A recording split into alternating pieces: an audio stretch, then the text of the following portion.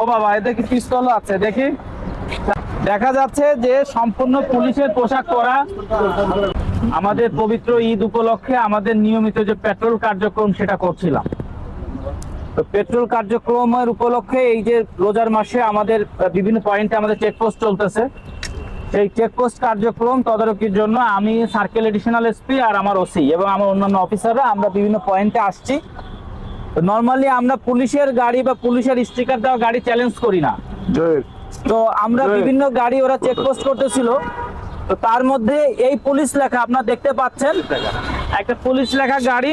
আপনারা যদি একটু সামনেও আসেন, এই দিকে যদি আপনারা আসেন তাহলে দেখতে পাবেন যে এই পুলিশের লোগো, এই যে ডিএমপির দেখতে পাচ্ছেন আপনারা। তো এই গাড়িটা আসতেছে। তো ডিএমপির স্টিকার, ভিতরে আবার একজন